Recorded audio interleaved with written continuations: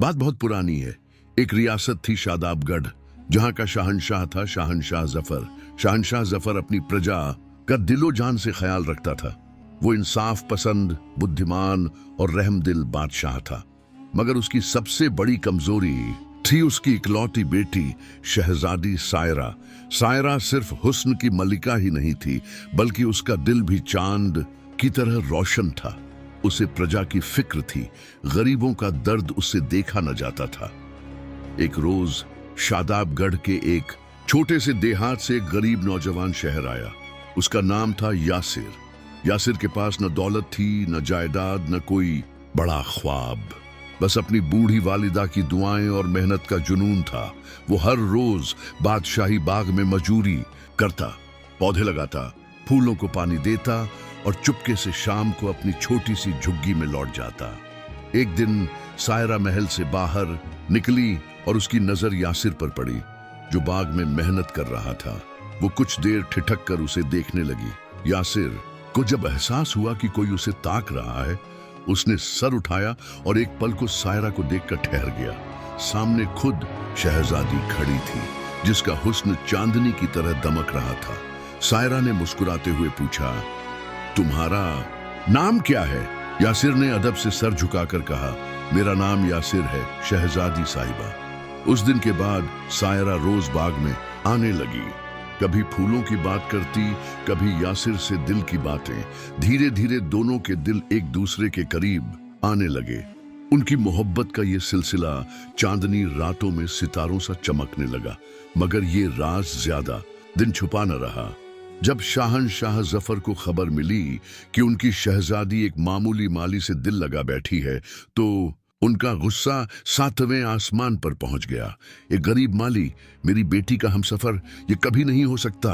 उन्होंने यासिर को दरबार में तलब किया। शहंशाह ने गरजते हुए कहा, तुझे अपनी औकात मालूम है? तू जानता है कि तू किससे उल्फत कर रहा है?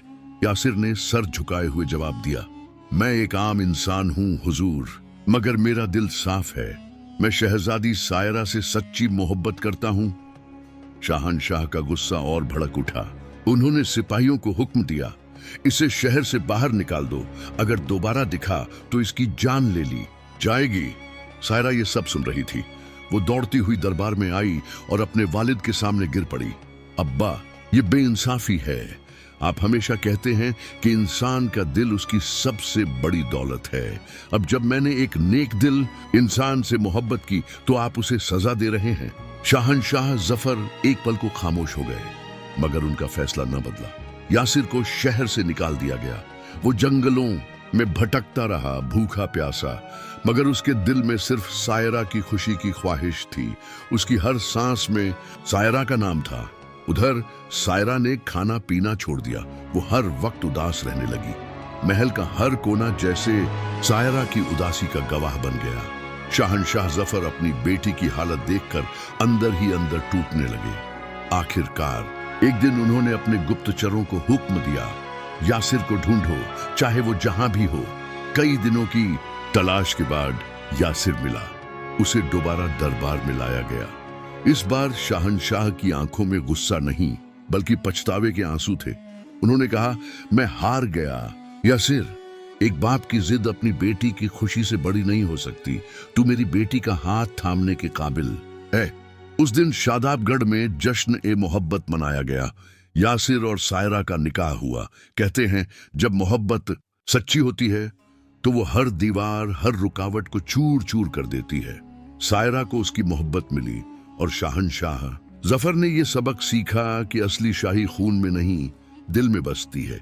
ये कहानी आज भी शादाबगढ़ की गलियों में गूंजती है और सुनने वालों के दिलों में एक गहरी छाप छोड़ जाती है।